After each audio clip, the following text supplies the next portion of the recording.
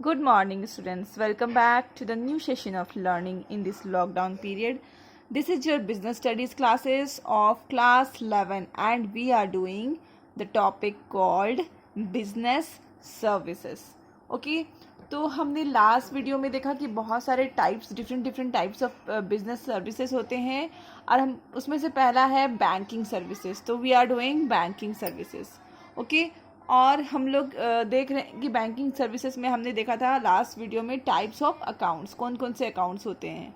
Okay, आज हम देखेंगे कि अकाउंट्स खुलवाने के अलावे, ठीक है, अपार्ट फ्रॉम ओपनिंग अकाउंट्स, ये जो हमारे बैंक से वो बहुत सारे अदर सर्विसेज भी प्रोवाइड करती हैं, बहुत सारे अलग अलग तरह की सर्विसेज भी प्रोवाइड करती हैं. ठीक है, सबसे पहला है बैंक ड्राफ्ट. ठीक है, बैंक ड्राफ्ट क्या होता है?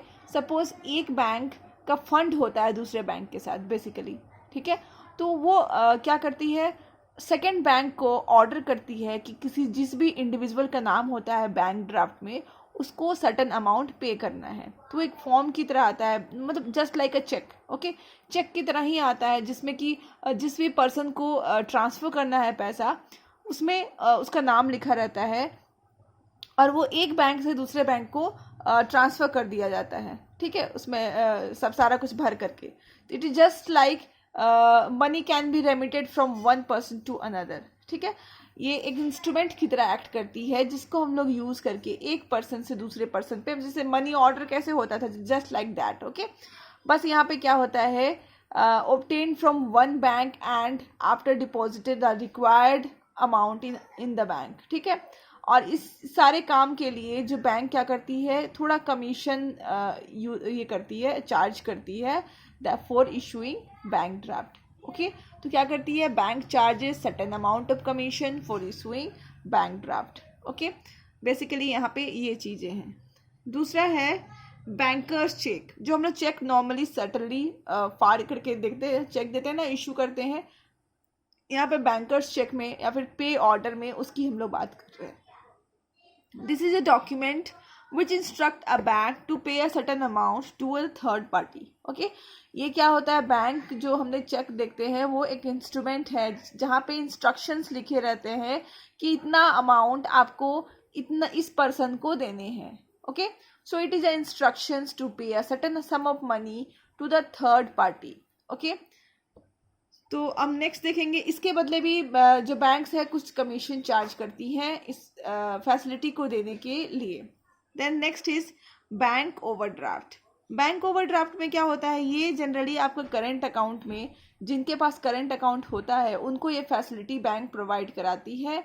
इसमें क्या होता है, अगर मान लो उनके पास बैंक्स में पड़ा हुआ है 10,000 और उनको कहीं से ऐसी सिचुएशन आ गई कि उनको 50,000 यूज़ करना है, तो बैंक उनको ये फैसिलिटी प्रोवाइड कराती है कि वो भले उनके अकाउंट में 10,000 है but they can use 50,000 at that time. Okay, या फिर मान लो कि उनका अपना एक लिमिट है कि हाँ मैं 2 लाख रुपए तक ही एक्स्ट्रा यूज़ कर सकता हूँ. तो ये उन पे और बैंक पे डिपेंड करती है, दोनों के बीच में क्या एग्रीमेंट हुआ है. ठीक है, कि कौन से अमाउंट तक निकाल सकते हैं. बट हाँ, एक स्पेसिफिक डेट होता है जहाँ जब आपको वो अमाउंट वापस बैंक में जमा करना है, और आप अगर नहीं करते हैं तो बैंक्स क्या करती है, एज यूजुअल उसमें इंटरेस्ट चार्ज करती है जो आपने एक्स्ट्रा ओवरड्रॉ किया है उसके लिए.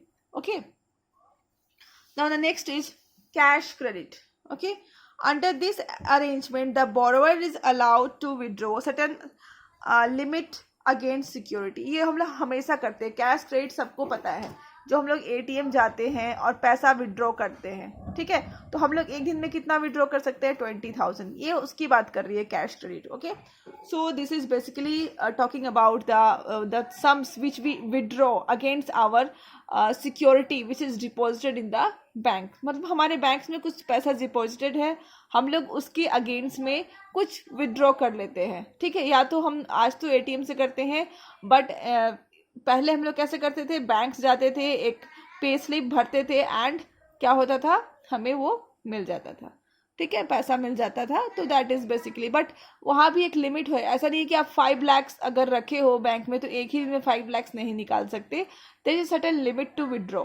Okay, then short, medium and long term loan, short term loan उसको बोलते हैं जो 1 साल के अंदर विदिन 1 ईयर, 1 साल के अंदर आपको वापस से चुका देने पड़ते हैं, that is called short term loan. Okay, and medium term loan होता है 2 to 3 years, मतलब 1 साल से ज़्यादा होता है, more than 1 years and less than 5 years और 10 years, less than 10 years। Okay, 5 years, basically 5 years होता है, that is called medium term loans. And long term loans होता है कि more than 1 year and it can exceed till 10 years 20 years, उसको बोलते हैं long term loans. Okay, आगे हम देखते हैं टाइप्स ऑफ डिजिटल पेमेंट्स। ठीक है, electronic functions of bank and E banking. Okay, इसका मतलब ये होता है कि अभी जो आपका डिजिटल पेमेंट का बात चल रहा है, जैसे लाइक इन कोरोना आपने देखा होगा कि हम लोग कैशलेस पेमेंट की बात कर रहे थे। कैशलेस पेमेंट मतलब फिजिकल ट्रांजैक्शंस ऑफ मनी जहाँ पे नहीं हो रही है, मतलब मनी जैसे आप टेलीफोन से पे कर रहे हो, आप फ़ोन पे, पेटीएम, एटीएम, ठीक है, डेबिट कार्ड, क्रेडिट कार्ड से पे कर रहे हो, ऑल द मतलब दीज आर, वहाँ पे मनी तो ट्रांसफ़र हो रही है बट फिजिकल ट्रांसफ़र जो होती है मनी की वो नहीं हो रही है।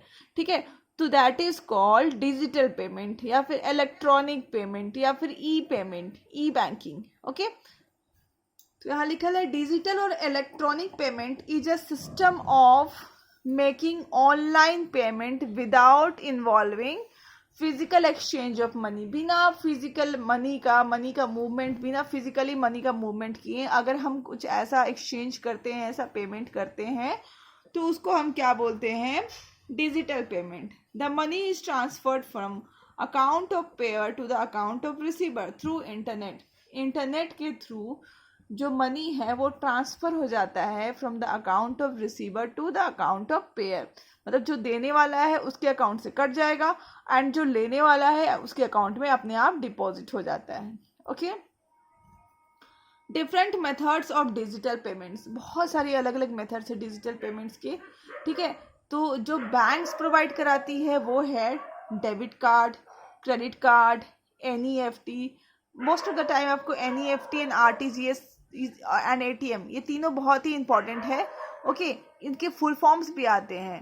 ओके, तो इसको तो हम लोग बाद में पढ़ेंगे, आज के वीडियो में हम लोग बस debit card and credit card पढ़ने वाले हैं। ओके, तो मोस्टली हम लोग कोई सबसे ज़्यादा यूज जो होने वाला है वो है debit card. Okay, debit card, it is a facility offer to the account holder to make payment up to the amount of credit balance in your account. इसका मतलब ये होता है कि जैसे हम लोग जाते हैं बैंक्स में एंड हमारा एक वहाँ पे अकाउंट होता है, वहाँ पे हम कुछ पैसा डिपॉजिट्स करते हैं, जो भी हमारे पास सरप्लस पैसा होता है, ठीक है, उसको हम क्या करते हैं, वहाँ पे डिपॉजिट करते हैं और उसी के अगेंस्ट में हमें एक कार्ड मिलता है, that is called debit card. ठीक है, हम लोग डेबिट कार्ड का मतलब ये होता है कि आपने जितना अपने अकाउंट में पैसा डिपॉजिट करा है आप उतना ही पैसा यूज़ कर सकते हैं।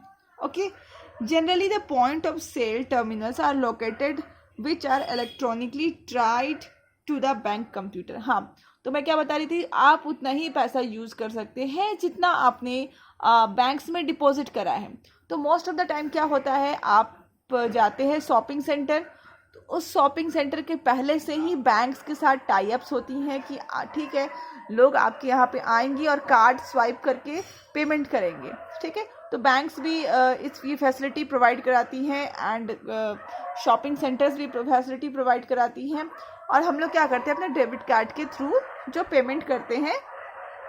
Okay, that is called facility provided in the debit card. Okay, basically आप जब भी जाते हो डेबिट कार्ड यूज़ करने के लिए तो आपको जो शॉपकीपर वाले होते हैं और द सेलिंग जहाँ पे होती है वो आपको बोलते हैं कि आपको एक पिन, अपना जो सीक्रेट पिन होता है वो डालना पड़ता है, और वो डालने के बाद ऑटोमेटिकली आपके अकाउंट से बैलेंस कट जाता है एंड जो सेलर है उसके अकाउंट में बैलेंस जा कर के ऐड हो जाता है। This is the main function of debit card. Now we are moving towards the credit card. ठीक है, credit card is like a bank account.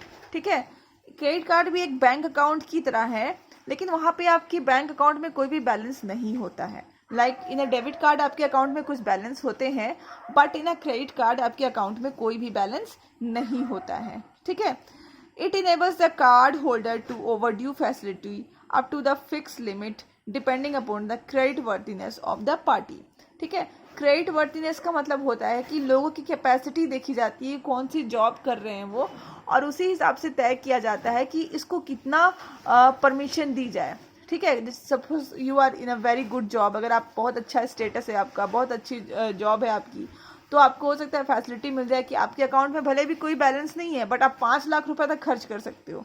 तो that is the limit set by the bank, okay. इसी तरह से हर एक person का हर एक limit set किया जाता है कि आप कितना यूज कर सकते हो, okay. It depends upon the creditworthiness of the party, okay. तो उतना अमाउंट तक वो यूज कर सकते हैं, और उसके बाद यूज करने के बाद एक फिक्स पीरियड होता है, तब तक आपको वो अमाउंट को रिटर्न करना पड़ता है जितना आपने यूज किया, ओके।